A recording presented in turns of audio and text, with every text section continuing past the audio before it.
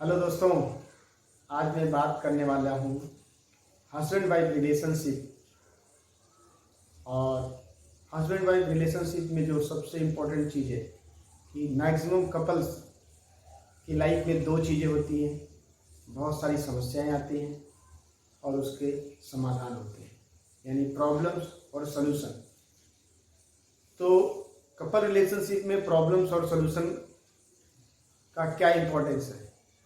और maximum couples की life में जब पति पत्नी आते हैं तो दोनों का इन्वायरमेंट अलग अलग रहता है। जब साथ में रहते हैं तो बहुत सारी समस्याएं आती हैं, विचारों की समस्याएं आती हैं, उनके खाने पीने के जो हैबिट्स होते हैं उसके बारे में समस्याएं आती हैं।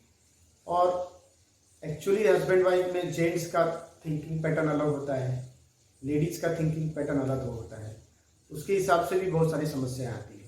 लेकिन हमने ज़्यादातर देखा है कि जब समस्याएं आती हैं तो लोगों का फोकस उसके सलूशन की तरफ नहीं होता है, उसका समाधान कैसे देखा जाए।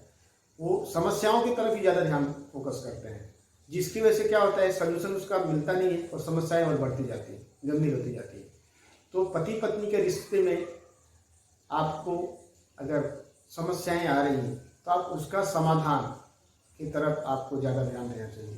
सोचना चाहिए कि हम इसके लिए क्या क्या चीज़ों को लाइफ में अपना सकते हैं, एक दूसरे को कैसे समझ सकते हैं, एक दूसरे को कैसे हम एडजस्ट कर सकते हैं और अपनी लाइफ को बहुत अच्छी खुशहाल बना सकते हैं।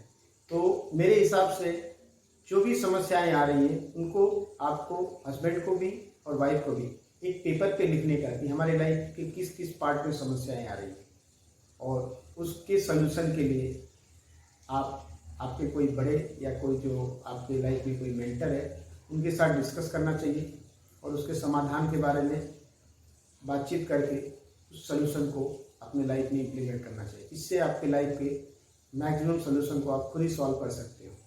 लेकिन कभी कभी ऐसा होता है कि कुछ समस्याएं बड़ी होती हैं, तो जब समस्याएं बड़ी हो जाती हैं तो आपको एक मेंटर की आवश्यकता रहती है, उसके थ्रू आप अपने लाइफ की सभी समस्याओं को सॉल्व कर सकते हैं। Thank you, all the best. I hope कि आपको समझ में आ रहा है कि मैं क्या बता रहा हूँ, कि कैसे आप हस्बैंड वाइफ कपल रिलेशनशिप की समस्याओं के ऊपर फोकस न करते हुए हमेशा समाधान की तरफ ध्यान देके अपनी लाइफ को कैसे खुशहाल बना सकते हैं। Thank you.